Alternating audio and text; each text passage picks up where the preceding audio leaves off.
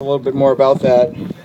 But she's starting to see and feel the same sort of disconnect that's happening now between the citizens of this country and our government. This is Miss Mirela Monte, and she's the organizer of BP equals biological predators.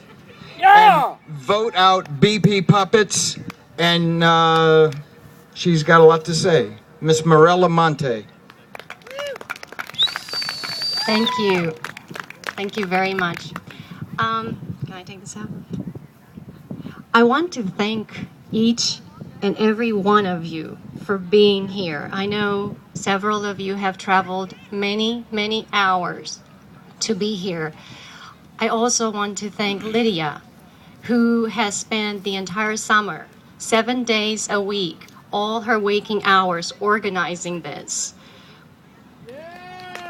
I appreciate you. I appreciate Lydia, all of you. You are the Echo soldiers. You are my heroes. And I am honored to be serving among you. Thank you. I was born and raised behind the Iron Curtain in communist Romania.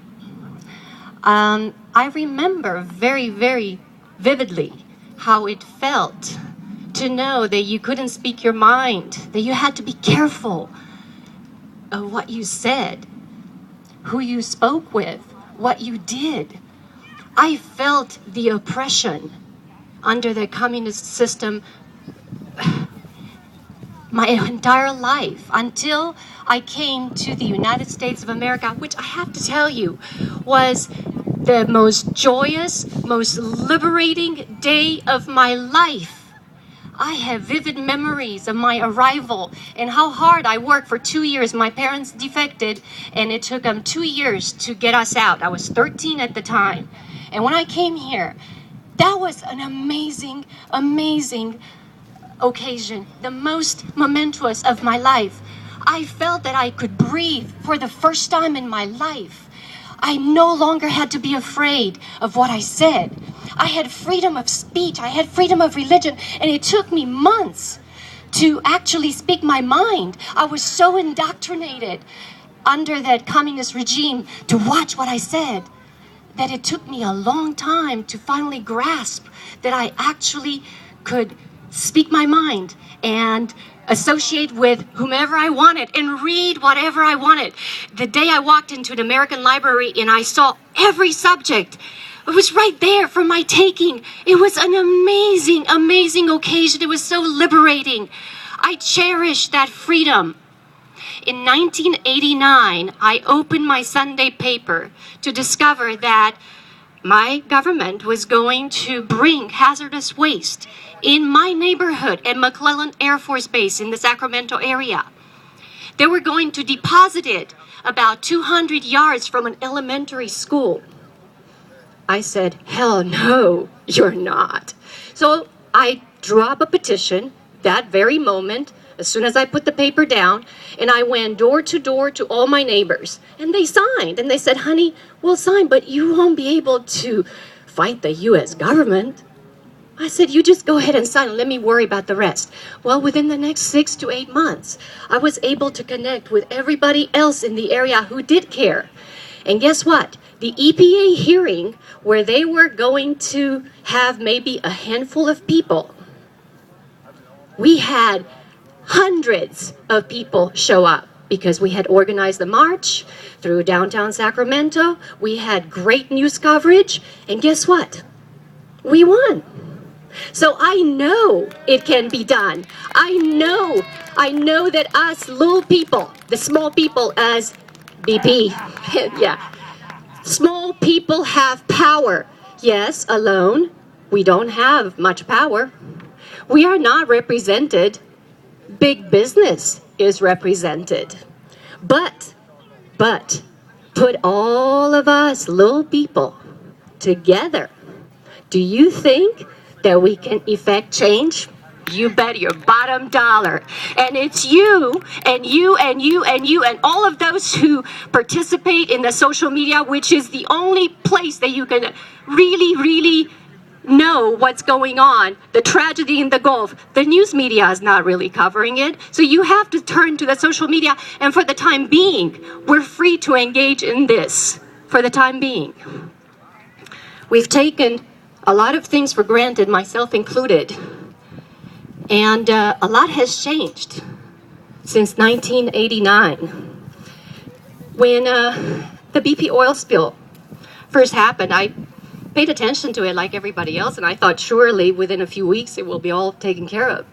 And then week after week after week, and then Corexit happened. And that was a rude awakening for me. I kept scratching my head. Wait a minute, okay, so this Corexit, number one, we don't really know what's in it because it's proprietary and they won't tell us, but we do know several of the ingredients which are highly toxic. We also know that it's illegal. Corexit is illegal in most countries, including Great Britain. Okay? Why have they so generously lavished Corexit? The official figures, and correct me if I'm wrong, but the official figures are 1.8 million gallons of this powerful toxic chemical showered in our Gulf, on our people, and our animals to hide the oil. How is this possible? Where is my government? Where is my government? I'm counting on all these agencies, and I'm discovering during this tragic event that they're not representing me. Where are they? Why are they in bed with BP? Why is it that BP is telling my agency what to do and what not to do? Why don't they listen to us? Why are they allowing this to happen? This is criminal. This is criminal. We have no idea what the health ramifications are. We really don't know. It's a mass science project. Yes, and we are the subjects. So I ask you, how do we go about having a voice? We have been doing it. We're all here. We have been engaged in the social media, which has been very effective. We have a number of groups, and I understand this morning, I don't know if all of you heard this, but two of the main groups, Boycott BP, the founder of that, no longer has access to his own page. Is that correct? Yeah. This is the second time this has happened. How do we deal with that? Well, number one, we know that we have power. Number two, we know we don't have power alone. So my solution here today is stay tuned to the social media, and I propose that we get a group going that has all of the administrators of all of the other Facebook groups that are involved in this to assemble in one core group that we could all plug into to follow up on this. And it's not just about BP.